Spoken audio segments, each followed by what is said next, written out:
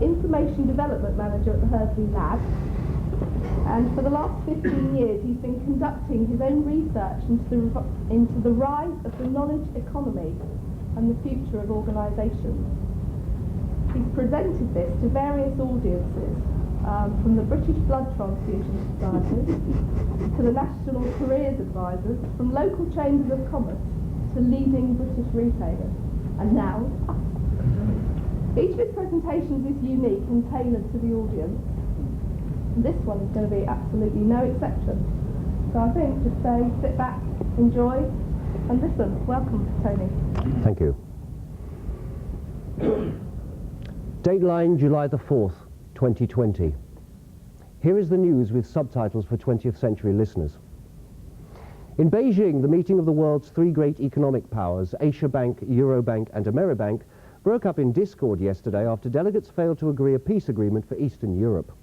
American and European delegates failed to persuade the Chinese delegation to spend some of their €200 billion surplus to bring aid to the 37 Russian splinter states. As a result, the economy of the Russian rump today went into free fall, with the ruble standing at 3 million to the euro by 5 p.m. European Standard Time.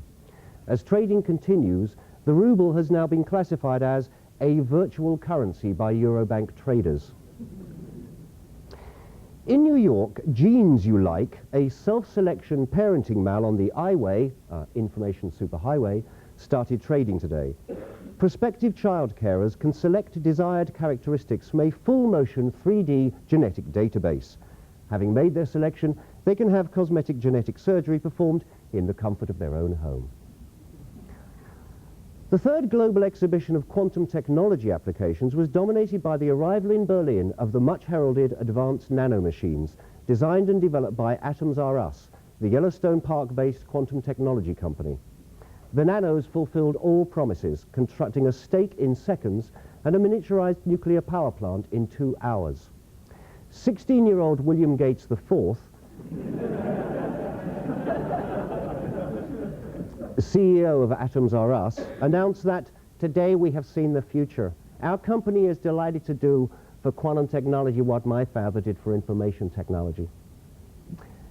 Turning to economic news. Finance control spokespersons in a joint announcement from New York and London predicted a more secure future as statistics showed an upturn in employment. Their joint statement noted a year-on-year rise in the percentage of people in full-time, long-term, knowledge-based professions from 12.3% to 12.5% in the US and from 11.2% to 11.3% in the UK. A UK spokesperson said, well, the rise is not spectacular, but it is the first for 7 years and is further evidence of a downturn in the move of knowledge jobs to the east. Our success in retaining the skills of humangineers, biotechnologists, and imagineers, nanotechnologists, is matched only by our globe leading in the service sector through the Britannia theme park project. On the day of his son's triumph at Quantec 20, a tight-lipped Bill Gates announced the winding up of the once dominant software company Microsoft. Gates, the man almost single-handedly responsible for the personal computer growth at the end of the last century, admitted that Microsoft went over a cliff when it reached the end of its founder's headlights. Microsoft's huge investment in distributed PC solutions to delivering the iWay into people's homes proved ill-founded, as history has proven that the solution was the teleputer, fed by massive centralized info bases. Moving on to national news. One of the success stories of the year so far has proved to be the Mother of Parliament's experience in the old Palace of Westminster on the Thames. The move of the last governmental facilitators to their new building in the old docks made way for the completion of this unique tactile experience. Against all virtual trends, the use of live actors to play leading historical figures such as Gladstone and Thatcher has proved to be a big draw for wealthy tourists, particularly those from India. A UK spokesperson said, "The efforts of the 2012 Government of National Unity are really becoming fruition. 60% of all jobs in the UK are now directly resultant from Lord Branson's vision of the Britannia theme park." Continuing riots in South Wales have led to several more deaths and the destruction of iWay substations on the English-Welsh border. A spokesperson for leading iWay provider BT Cable Sky B said, We have explained to these people at length as to why the highway is still several years away from remote areas. This company cannot be held accountable for wider social problems that create an underclass of no-nots. We cannot allow continuing willful destruction of information property, and we will use force if necessary. Her remarks were seen as a warning to similar groups in Scotland, North East and Eastern England who are planning similar campaigns under the Offlines Against Technology campaign.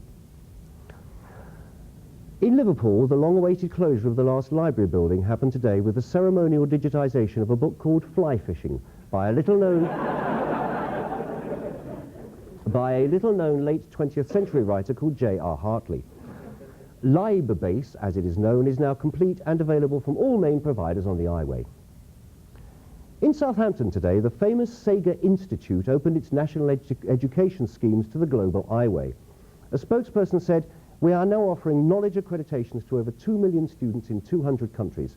This has enabled us to greatly reduce the cost of such courses, making our competitiveness great against other global universities."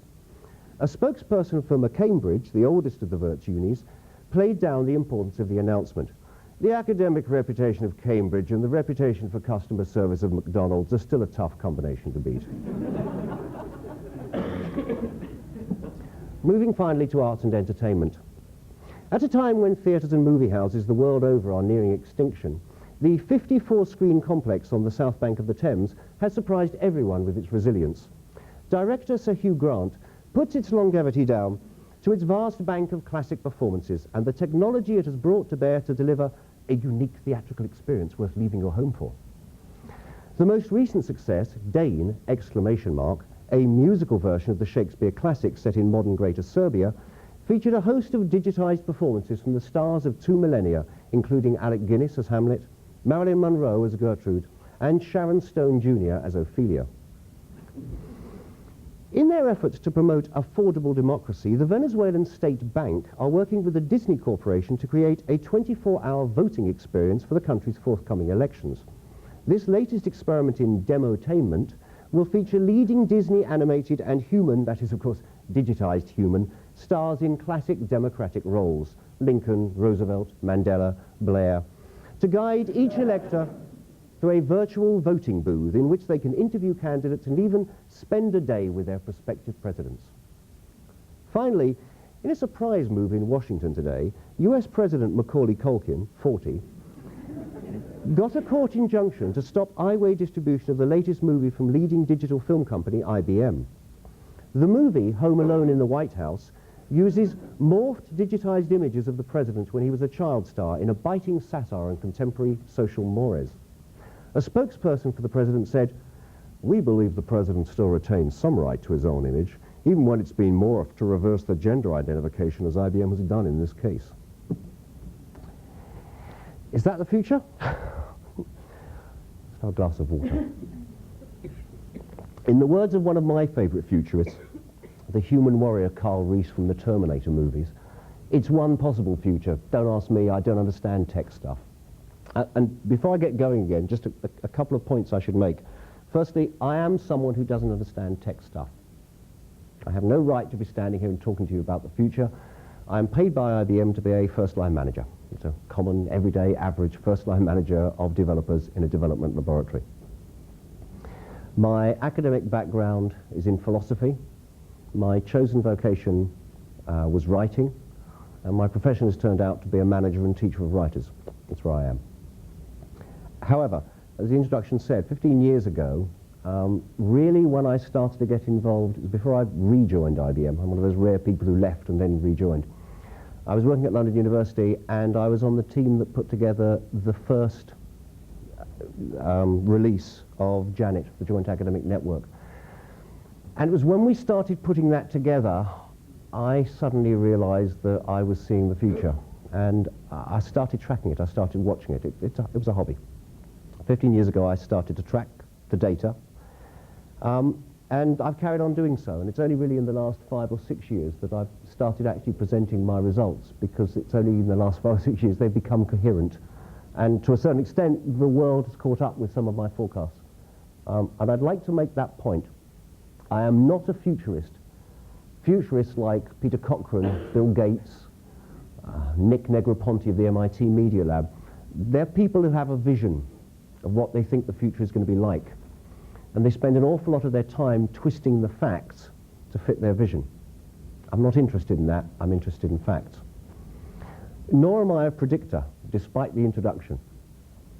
The problem with people who make predictions is they're not really interested in the process of reaching the prediction. They're interested in whether the prediction is right or wrong.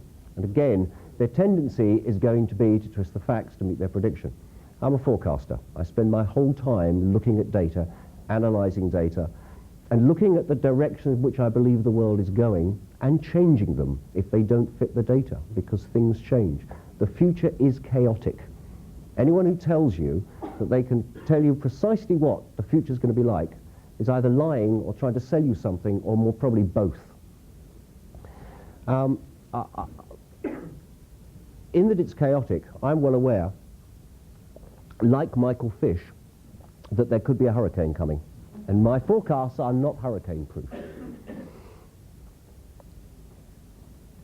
My forecasts deal with the future as a whole. So normally when I give a presentation like this, I will give short segments on political effects, technological effects, social effects, the effects of globalization, the growth of genetic therapies, the importance of nanotechnology in the first quarter of the new millennium, and so on and so on and so on. Since I have an audience of application developers, I'm sure the question in most of your minds is, what is my job going to be in the 21st century? I see the average age round about here, there's an awful lot of you going to be working for quite a long time yet. Probably your first question is, am I going to have a job in the 21st century? We might get onto that one. The other advantage is that because I'm usually talking to people like the British Blood Transfusion Society and chambers of commerce and boards of directors and oddballs like that, they don't actually know very much about technology. So I have to waste the first half an hour explaining to them how a computer works. I don't have to do that with you, but let's just remind ourselves that most of the technology we're dealing with is fairly recent. And let's remind ourselves of what the major technologies are that are creating the new world as we approach the beginning of the 21st century. I mean, the microchip itself appeared in 1959, developed by Robert Noyce of Intel and Jack Kilby of Texas Instruments. I mean, it is pretty recent. And we didn't see any viable computers made up out of microprocessors until the early 70s, and you've got like 8-bit machines, 2,300 transistors a chip. I mean, those of you who are old enough to remember them, God, I hope I'm not the only one. Do you remember that wonderful game they used to play with the vertical bars going up and down the sides of the little... I mean, these were powerful machines. And, I mean, by that time, I was working in the computer industry. I was operating and programming these wonderful new machines called 360s. I just moved off 794s. Anyone know what a 794 is? Thank you. That was a wonderful machine. That was a wonderful machine. So, I mean, I was just in the world of, you know, of these huge new 360s, which we thought were the ultimate thing. And in the background, this thing was coming. So that you get to the mid-1990s and you've got 35 million transistors on a chip. You've got personal computers that people can take in their homes, which you can pick up if you go to the right shop for about 600 quid. And we know that since its invention, basically every 18 months, the power of the chip has doubled and the cost has halved. Which means that we can predict with some certainty that by the year 2000, roughly, we will be seeing 1 billion transistors on a chip. We will be seeing machines in the home capable of running 15 million instructions a second, and they'll cost about £400.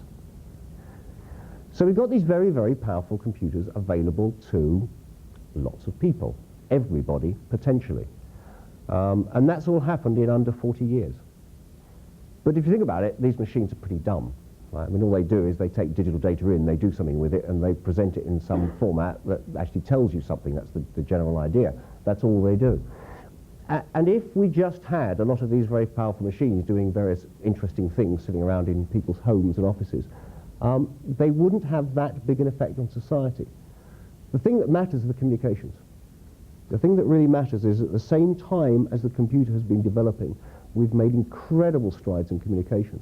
And to see where that comes from, you have to go back to 1865 and James Clerk Maxwell, who actually for the first time expressed the fact that there was this electromagnetic spectrum And there are things up one end with these massive great wavelengths and tiny frequencies, and light and ultraviolet and infrared and so on up the other end with these massive frequencies and tiny wavelengths. And when we started to develop telecommunications, the solution that most telecommunications engineers used was they would use the bottom end of the spectrum. It made sense, right? You've got this massive wavelength that goes tiny frequency, so what you do is you pump a load of power through it, right? It's long and strong.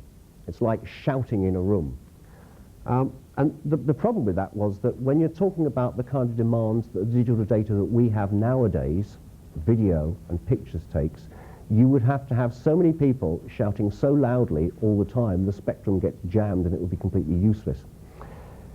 1948 is a key date there. 1948, there were two interesting people working in the Bell Labs. One was William Shockley, who invented the transistor, and the other one who was less well known is a guy called Claude Shannon. And it was Claude Shannon who came up with the theories that said long and strong is not the answer. Wide and weak is the answer. He developed the model that says that by taking advantage of what white noise is, you can actually have very low-powered electrical currents driving information in the very high frequencies, theoretically. Around the 60s, the science of optoelectronics really started to become reality. And the thing that that's led to that we're most familiar with nowadays is, of course, fiber optics. Because what fiber optics do is they pass information up and down this tiny fiber line in the infrared part of the spectrum. And the best way I know of putting that into perspective is that in America, AT&T have a 8.6 gigabit fiber optic line running between Chicago and the east coast of the United States. Now, if you took the whole of the content of the Library of Congress, which is the biggest library in the world, and sent it from one end of that line to the other end, it would take about 8 hours. If you tried to do the same thing with normal telephone copper wire, it would take 2,000 years. So it's a major advance. And what it means is not just that we can communicate more data, but we can communicate more complex forms of data.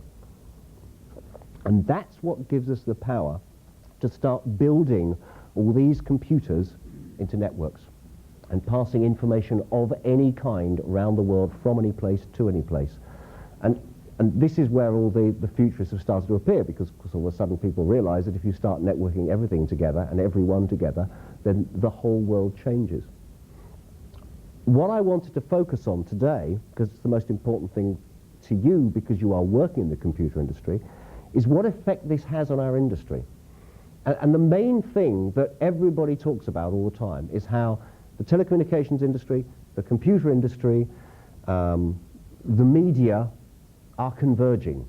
They're converging on the digital model. And the impression you get from what everybody says is that the core of these industries is starting to come together.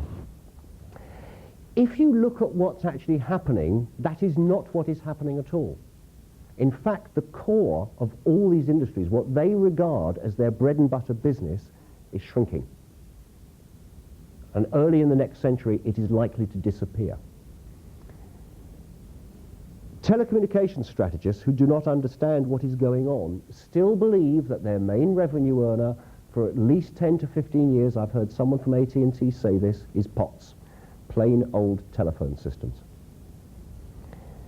Plain old telephone systems, the revenue you get from them is being driven down by two things. Firstly, consumers won't pay it anymore, so the prices are going down. And second, all the big telephone companies that used to be national monopolies are no longer national monopolies. And this is happening all across the world. Right? They are competing, and they are just not making the money they used to out of POTS. And what is happening is that as their core business shrinks, on the edges, they're realizing the role they have to play in providing networking services, in servicing this network. That's where the money is to be made. And there are new industries starting to spring up. And they're starting to spring up as they connect with the entertainment industry. The biggest part of the entertainment industry, in terms of revenue in the world, is television. Right? Television is the biggest. Many television strategists still believe that their bread and butter money is going to come from network TV. It is not. Network TV is also shrinking. It is being driven down by cable, by developments that we're already getting on the network. They are just not going to make the money from that kind of investment anymore. So they have got to look for new opportunities. They have got to look for new ways of delivering digital information to people's homes that will provide them new streams of revenue. And that will hook them together with the computer companies. Many computer companies still believe they are going to go on making a lot of revenue out of computers and software. They are not. Computers, certainly personal computers, are increasingly becoming a commodity. Right? I mean, and it's going to get more like that. The cost of computers is going down, and who cares which one you buy, as long as it works, and it's as powerful as everything else on the market. Increasingly, people are going to make decisions on, does it look pretty? Software, as we move into a network world, becomes something that, why would you buy? We can see it happening already. Yesterday we shipped a product, and on that product are files in PDF format. These are books in a format that can be read by the Acrobat reader. Okay. Why do we ship it in that format? Answer, because the Acrobat reader is free.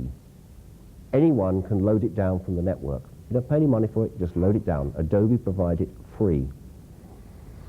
So the computer industry, with its core shrinking, is going to have to find new ways of making money, and to do that it will work with the telecommunications industry, it will work with the entertainment industries, and we will see on the fringes of those industries new industries emerging. They'll be smaller at first, but they'll grow, and they're all going to be tied around the network. One of the most visible signs of this happening, has anybody heard of the Playa Vista project? Someone has, okay. You will. In 1994, three men formed a new company. Those three men were Steven Spielberg, who I don't need to tell you who he is, Jeffrey Katzenberg, ex-head of Disney, and David Geffen of Geffen Entertainment, mainly known for his record company. And they formed a company called DreamWorks SKG. And the idea of DreamWorks SKG was to set up a digital studio. So everybody thought, okay, fine, they're going to set up a digital studio.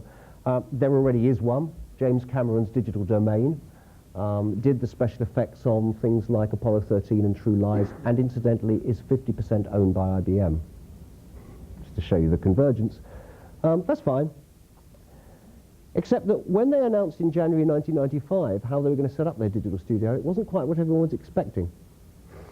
There was a plan to build a new town at Playa Vista. It's where the old Howard Hughes development place was, where the Spruce Goose was developed, all those hangars and stuff.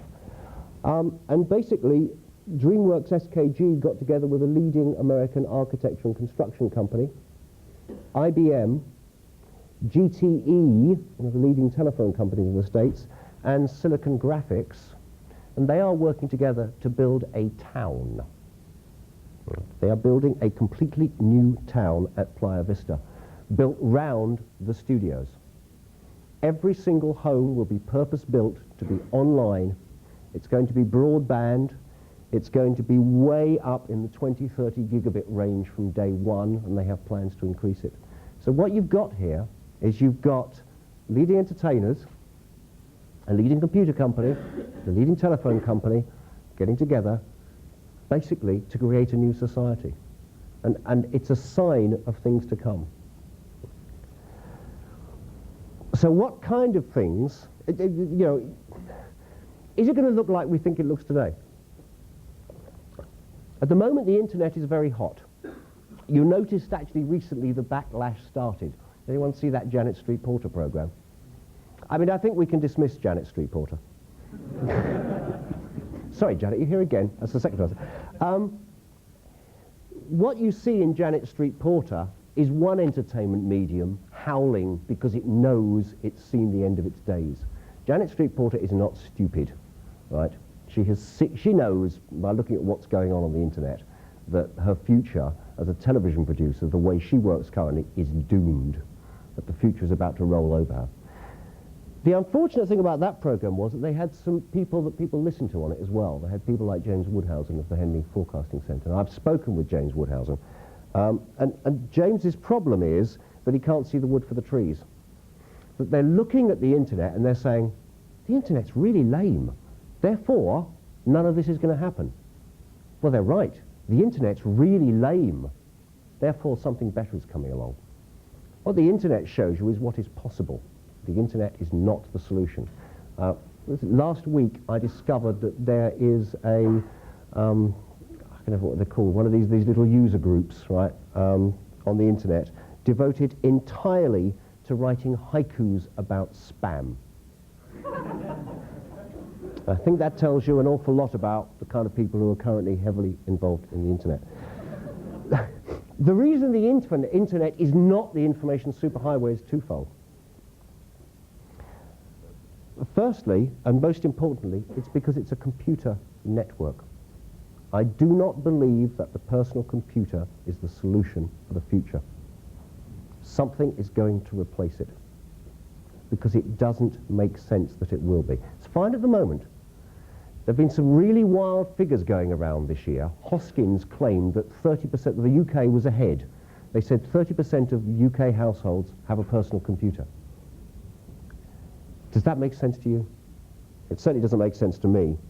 A rather more intensive study came out last month and said that 16% of UK homes have a personal computer, and about 5% of them actually use it for something other than playing games.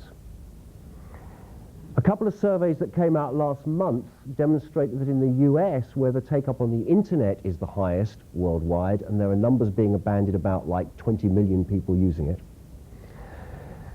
the numbers show that although there are about probably 20 to 30 million registered to use the internet in the States, only about a quarter of them actually use it.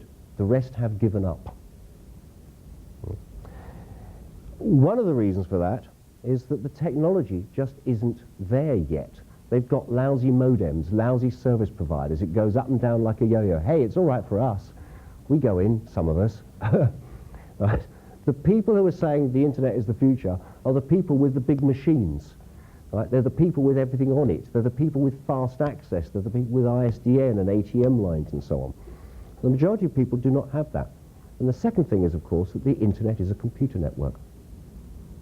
If you just imagine if the computer industry had designed the television from day one.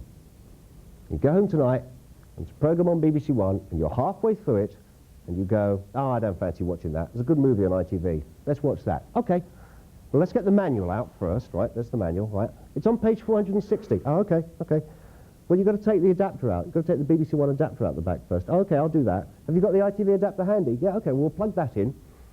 Okay, now, yeah, shift left, that's right, yep, okay. Okay, now you've got the reconfiguration menu on. Now, what do we need on the The problem with the personal computer as we know it today, being the driver of the information superhighway, is that no one wants to use it. No real people really want to use it. And there's a fascinating battle going on at the moment, because Bill Gates, I know he's changed, he's making all the right noises lately, but Bill Gates, in his heart of hearts, really believes that what everybody in the world wants is a massive, powerful PC stuffed full of Microsoft software that they can occasionally get onto the network with. He seriously believes that's what the rest of the world wants. And although he's making the right noises now, I think his heart of hearts is going to let him down. Larry Ellison and Lou Gerstner are making exactly the right noises. I think they understand precisely that what is important here is the network and not the computer. The average people are more interested in what they can get at. You know, a lot of talk about video on demand. Video on demand has to mean video on demand. Right? It has to be the online equivalent of going down the shop, getting the tape, putting it into the machine, and playing it.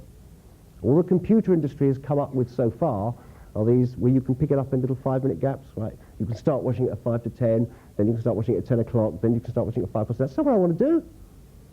I want to stop halfway through and go and make a cup of tea. Just the same as I can with a video.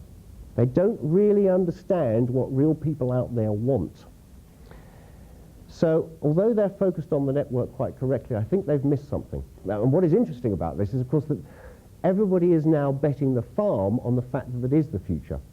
There comes a point when it's all going around saying, oh, the network computer is the future, and it's going to cost £200, and it's going to do this, and it's going to do that. There comes a point, if you're going to make a lot of money out of this, where someone has to say, okay, we're going to make 40 million of them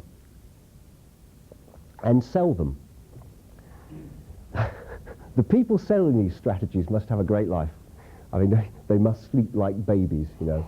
Sleep for 20 minutes, wake up crying, sleep for another 20 minutes, wake up crying. What we have here is a consumer electronics problem. Okay. And if the computer industry can rise to the challenge of solving a consumer electronics problem, then the future is looking very rosy for IBM and Oracle, right? Because they have got the right image of what it's got to look like. My concern is that if you think to yourself, oh, it's a consumer electronics problem. Who solves consumer electronics problems? The Japanese. Very, very interesting announcement in January of this year. A few years ago, Sony entered the PC market. Got their fingers burnt, didn't like it one bit. Couldn't quite understand why, ducked out. Sony is about to re-enter the PC market. So are several other leading Japanese companies. I think they've just been waiting for the right time. So what we are going to get is we're going to get people having machines that are actually easy to use in their homes. I don't know what they're going to look like. I'd hate to predict. The Japanese have a very interesting model on this. They say that what it'll actually be is not this kind of looming black box that does everything that the computer industry seems to be hung up on. What it'll be is it'll be some kind of fairly simple monitor type box that you plug the right things into for the things you want, right? You want to control your central heating and turn the oven on at a certain time, and you'll plug one bit in. Right? You may have a series of remote controls. They're working on a different model. I don't know which one is going to work, but I can tell you it is coming, and it's coming quite fast now. So what does that mean for you? Because you are application developers. Right? You are going to be writing the applications that are going to drive this future. I think the main thing that it means for you is this business about skills. I'm sure you've been hearing a lot about this already this week. The skills that you have now will last you about another 4 years. The skills that you pick up in those 4 years will last 2 years beyond that. The skills that you pick up in those 2 years will last a year, and then you'll have to change them every 3 months. Okay. Java is very, very hot right now. Learn Java. I guarantee you that within about a year, something coming up after Java is going to become hot. And then what happens as the industry actually changes its nature, as it changes its view of what it is, as we start to create what are effectively completely new industries that look vaguely like the old ones, the demand for applications means that you are going to have to write, for a start, very, very usable stuff. Forget the GUI interface. Right. These are things that people are going to have to use instinctively. That's why I use the word teleputer. The machine of the future will have the power of a computer and the ease of use of a television. And if it doesn't have the ease of use of a television, no one's going to buy it. What that means is that the number of applications, because that's going to be the main source of people working, of people getting their leisure, the number of applications that are available, that are running in the background, running all this stuff, is going to explode. Right? I mean, in terms of the amount of work there is for you guys and girls, the future's so bright you ought to wear shades. I mean, but the important thing is to focus on the fact that it isn't, there is still going to be some bread and butter work. Right? I'm not saying COBOL is going to disappear tomorrow. However, having said that, because of the globalization that's going on, and because of the explosion in communications, don't believe that you can go on being a COBOL programmer. Well, there's always going to be KICS applications, aren't there? Yes, sure they are.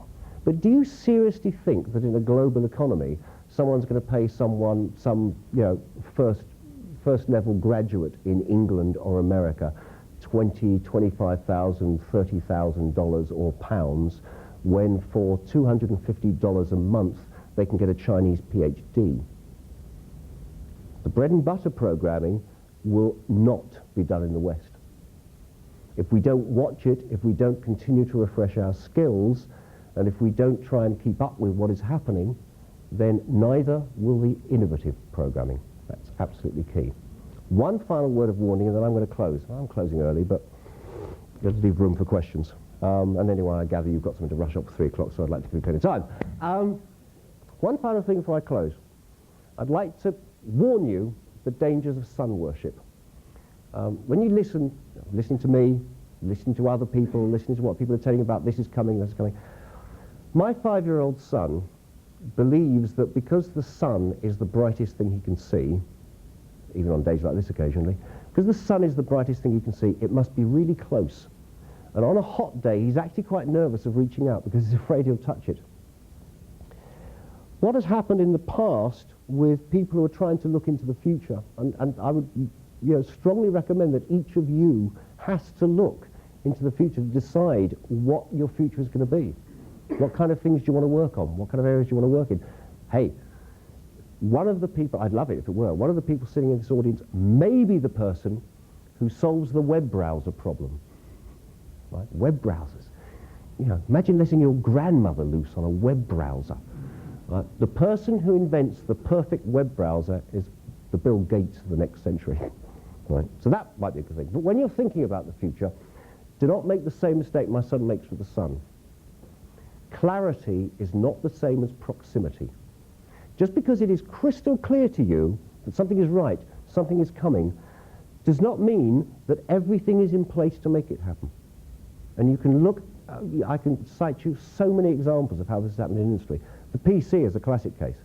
Several computer companies tried to bring out PCs very, very early. Nobody wanted them.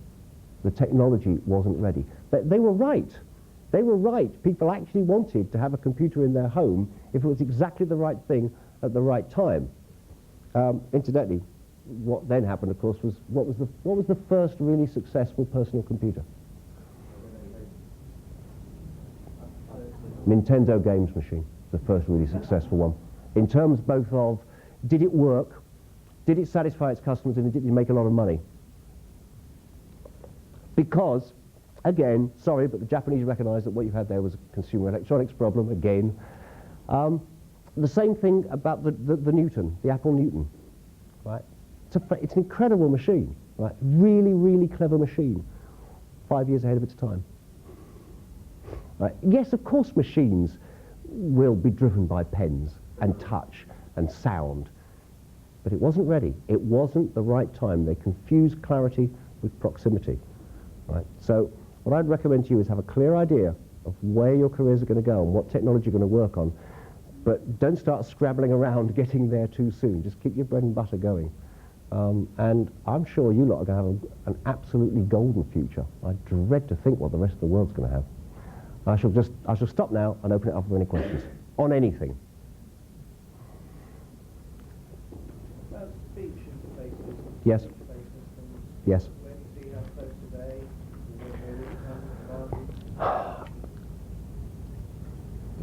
Will The speech interfaces will come.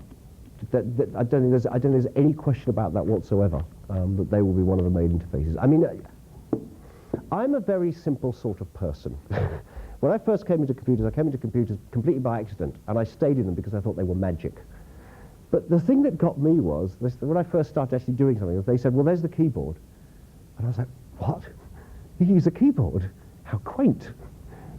What other things do you use? No, there's just the keyboard. And the idea of this wonderful technology being driven by typewriter skills seemed to me to be such a strange idea.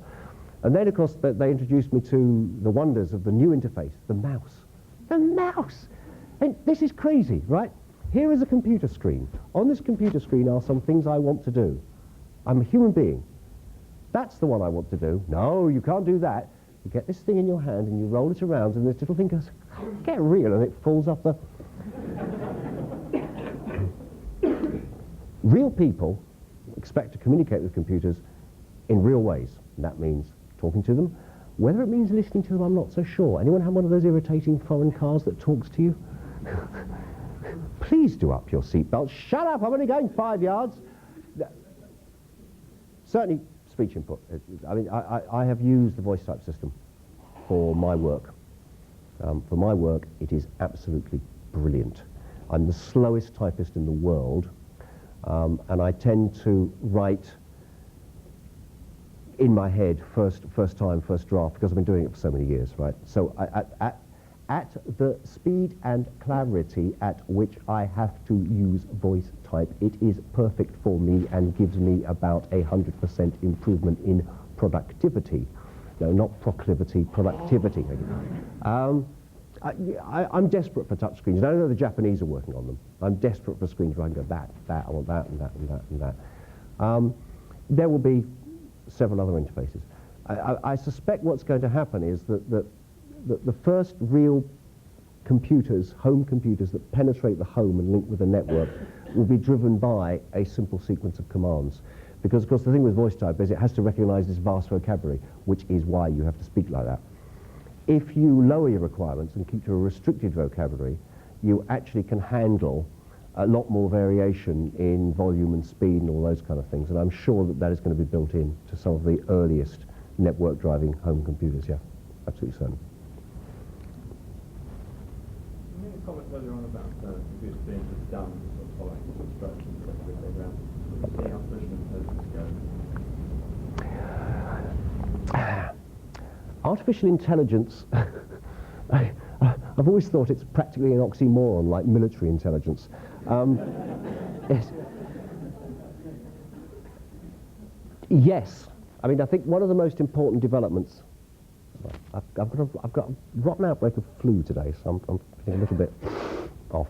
One of the elements that I think is going to make the computer network very successful with real people is if the computer gets to know what they want and second guesses them. Right? And again, I always try and keep these things terribly simple. The reason why I believe that that is so is currently the way I get most of my data is I use Infogate. I do not use the internet. When you're actually looking for specific information, the internet is the worst place to go looking. Because firstly, you can't find it, and then if you do find it, it disappears the next day, right, and comes up with that site under construction message. Or you find something else which is much more interesting, and you go looking at that instead. I use Infogate. Everybody know Infogate? Well, it's IBM, standard IBM access. Anyone can get it from profs. To this massive database they maintain at Forest Gate in the States, which has got clippings from all these journals, and you can go in and find the abstracts. And that has a search mechanism on the front of it. So what I've got is, for this research, I've got some standard searches set up. And once a month, I'll go in and I'll just run all my searches, pick up the new data, and then read through it and decide what I want. But that's not actually what I want to do. What I actually want to happen is for something to keep their eye on the database for me and say, here's a good one. Do you want to look at that? And Xerox are the leaders in this. There's a number of companies working on it. Xerox have this fantastic technology, which I find absolutely wonderful idea, which takes massive documents and reduces them down into synopses at whatever level you choose. You imagine all those dreadful things you get from personnel. Sorry, human resources, boiled down to the bit that makes sense. No, they probably disappear. No, they probably disappear. Right? And that's where we start getting into the world of software agents. Okay? The other side of what I think of in terms of artificial intelligence is this new business of genetic programming. Well, newish. Sorry, it's a few years old now, but in terms of practicalities. And that is programs that actually learn, that work genetically, that learn which the right kind of branches are and develop them and develop the best ones. And, oh, that's the best one, I'll have that one. John Deere are using genetic programming for their production line. And what it means is they can actually change the production line for a customer's order in about 3 hours flat. Right? The whole thing is set up very flexibly in modules, and the computer runs off and goes, no, that's the best one. You're going to need your wheels there. You're going to need your main chassis 5 feet away, 200 yards up from the... You know, and I think those, it's again, it comes back to, if artificial intelligence can satisfy what the majority of people want, then we will use it. And I'm sure that something comes, I always have this image of, you know, there will be something out there which will wander around, it knows what television programs I like. And it will save them for me, right? So when I come in, it can say, hey, you want to watch the Batman movie? I know you like the Batman movie because you watched it 3 times. I picked it up. It's on your disc. Do you want to see it? Oh yeah, fine, thanks. Because the stage you could go beyond that is the piece of intelligent software that knows there's a program on that you'd like, watches it for you, decides it wasn't very good anyway, and then tells you it wasn't. That might be handy.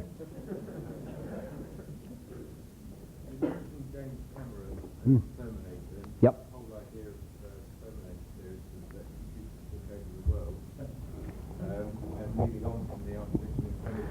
What are your thoughts on that? No, I don't believe it. The problem is not that computers will take over the world. The problem, if you take, there are various strands you can run up, right? This is the beauty of forecast. You can say, well, if this direction goes this way, combined with this one, this one, this one. There is a scenario, British Telecom actually first developed it at Martlesham Abbey. They've got a whole bunch of strategists under Dr. John Taylor and Peter Cochrane working on this.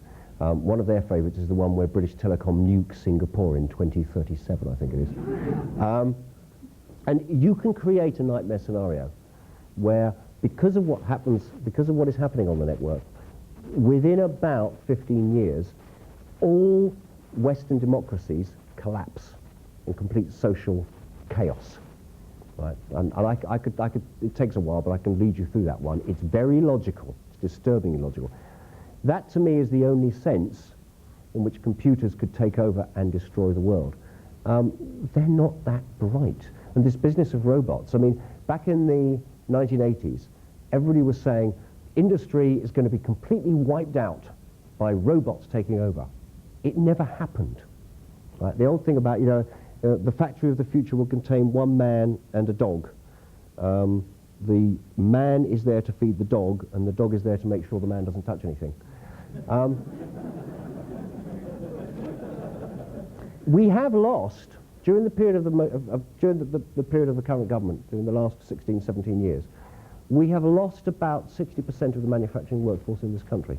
And that's because of the computer. But it's not because of robots. It's because we've been able to create different kinds of organization. Right? The idea of computers taking over the world is nice science fiction, but I can't see anything in my research that says that these things are suddenly going to get so clever. Apart from anything else, of course, that sometime around the year 2010, they stopped getting clever anyway. Because chemically, we can't go any lower than that. We're going to have to find a new way of making computers smarter. We'll have gone to the limits we can go with silicon. It'll stop. Although, ironically, I just read 2 months ago what I think the next development is. IBM scientists at Yorktown are stuffing dendrimers, which are engineered polymers, three-dimensional engineered polymers. They're stuffing them with iron atoms and turning them into molecular computers. So I think we're just about to see the... In fact, I mean, that's... Funny enough, I've just realised, I'll look this one up when I get back. I've just realised the answer to your question may be that computers may take us over from the inside out, rather from the outside in. That's a distinct possibility. I like that one. I'll follow that one up. Thank you for that. Yeah.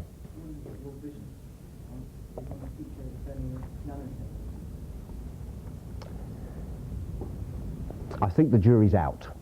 Okay. The theory of nanotechnology is not currently matching the reality. And the most recent, there was a big nanotechnology exhibition end of last year, early this year, I can't remember exactly when.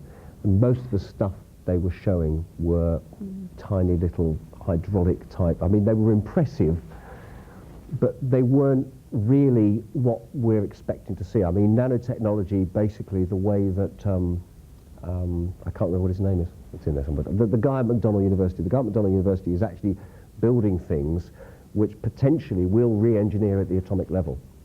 And nanotechnology the theory of nanotechnology almost blows your mind. It's almost impossible to get around. I mean, basically it's, I've got a bunch of nanomachines sort of sitting over here, and I need a chair to sit on because I'm getting tired. I'll just run them over him and change his molecular structure into a chair for half an hour so I can sit down. I mean, that, you know, in theory, using nanotechnology, we could reconstruct the entire physical universe. But the reality seems to be a hell of a long way from that. And I'm not, apart from the fact it's very interesting, I would hesitate on making any forecasts on the effect of nanotechnology for at least another 4 years, just to see how it goes. It could be one of those things like superconductivity, where, you know, superconductivity was going to give us, you know, frictionless travel and all these kind of things. Where's it gone? It's still there, and I think it's going to come, but not yet. Not yet. Yeah. Any forecasts for who will be the survivors, or those who don't survive, in any sort of corporate terms? One of the things one of the things I usually say, I didn't say it, before I start these presentations, I say, well, I've been introduced as I come from IBM, but I must make it absolutely clear here, I'm not speaking for IBM, I'm speaking for myself. The views expressed here do not necessarily reflect those of the management. And I forgot to say it. Let me first say that I think that a company like IBM's chance of survival now is something like 100% higher than it was even 2 years ago. I think Lou Gerstner has got the right strategy, and I think he's heading the company in the right direction. I think he's running it the right way. However, having said that, because of what I believe about what's happening to the industries, because I believe the core is shrinking, I do not believe that the computer industry can support a company the size of IBM. I think it's going to become something different. And I think that's true. I don't think the computer industry will support a company the size of Microsoft for very long. I don't honestly believe that we are going to see very long-lived corporations in the 21st century, period. I mean, if you think about it, when Lou Gerstner took over, IBM employed over 400,000 people. We're now down to what, 240? Right? So the definition of a successful company has changed from the Deming definition. The Deming definition, Deming said, successful companies have the responsibility to, 1, make profits, because they have to survive, and 2, employ people. There is no doubt that we are heading into a jobless society. And what is most likely, the most likely model, the one I've seen that makes sense, is what's called the transnational. Can I come across the idea of transnationals rather than multinationals?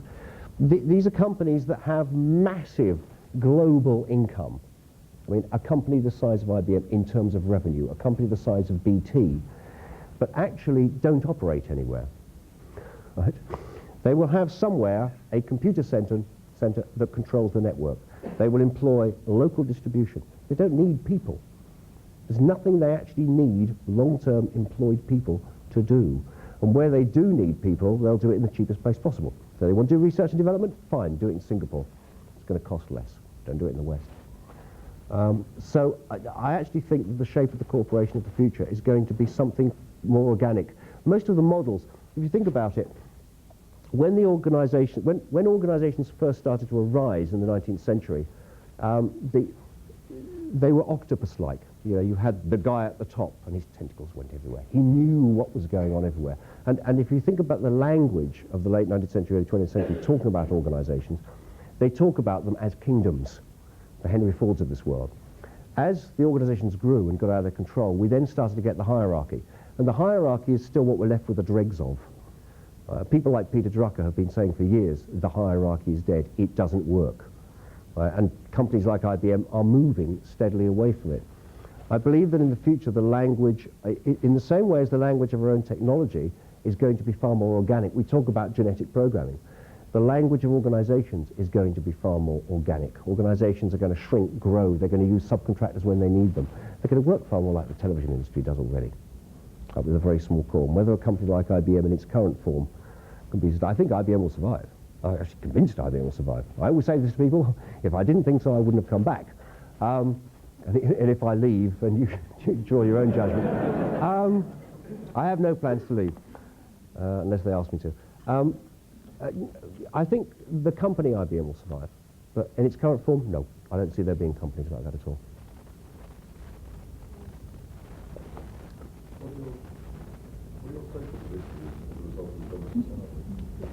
I dread to think.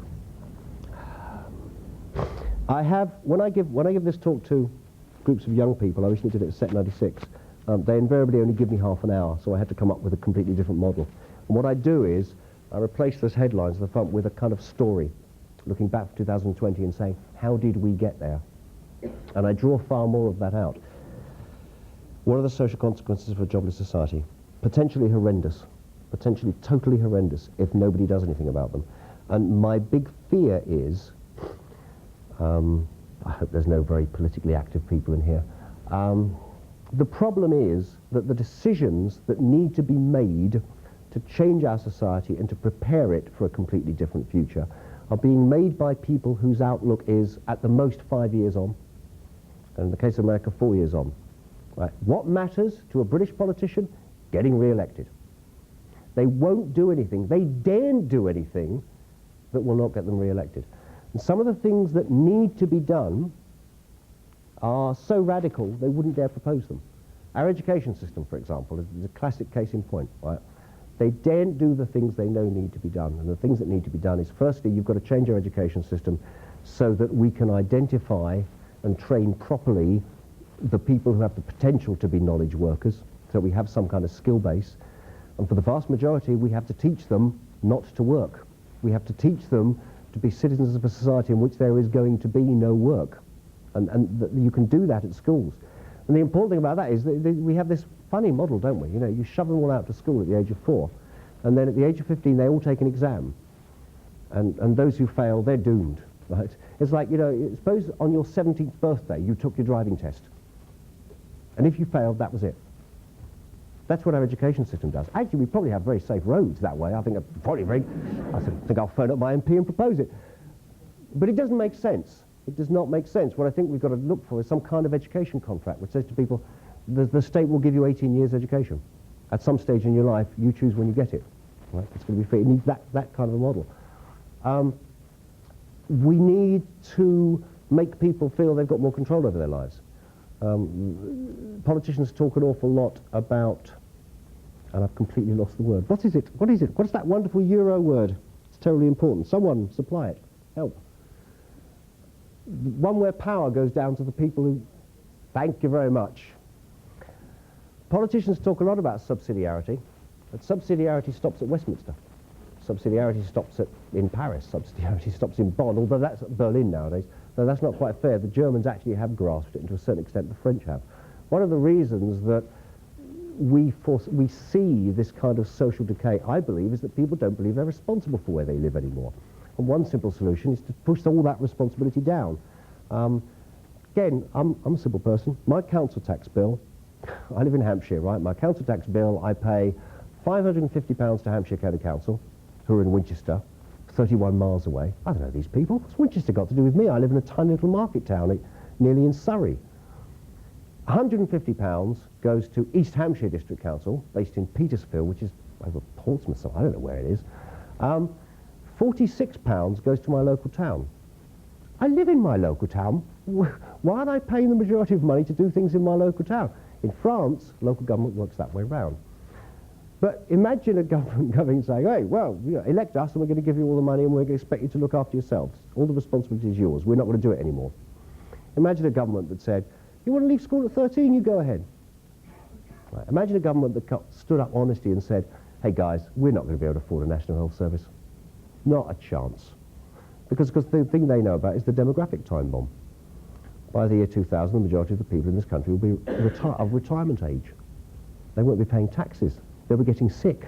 We cannot afford to go on supporting our state, but no politician will say that. And I think that's why I use the model of Lord Branson's government of national unity. It needs something like that. I'm not sure whether I trust Branson to do it. I'm not sure I trust anyone to do it. There is another possibility, of course, and that is that it will collapse and rebuild itself from the bottom up. I shall watch it closely. I mean, my concern about this is I have a 3-year-old child. She's going to live through most of it.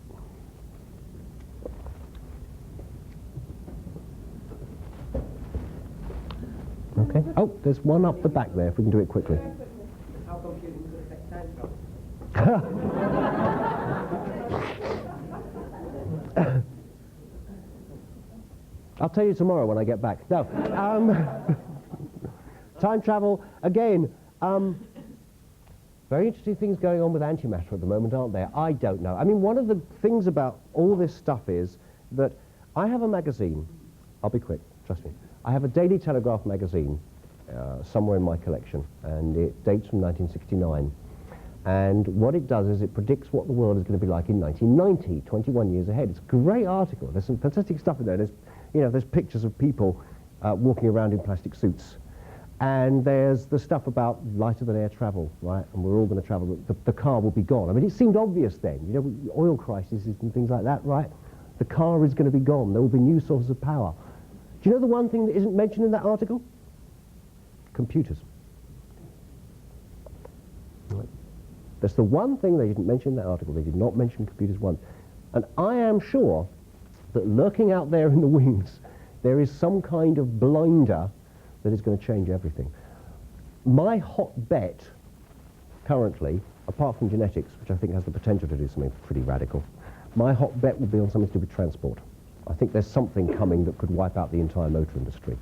And I'm a child of the 60s, I was a hippie, conspiracy theory and all that. I'm convinced that the oil companies and the car companies have stopped it for years. No, I think there's probably something coming. But it could be something as far left field as that. Something at the moment looks curious, like nanotechnology, like the antimatter theory, that could give us some of that time trial. Hey, I don't know. Be fun, wouldn't it? It'll escape to better times. Right. Follow that, Julian. I think I'd like to say an extremely large thank you to Tony. That was very informative, entertaining, and if you don't go away with that for food for thought and where you go next in your career, I think you'll be struggling. Tony, thank you. Thank you.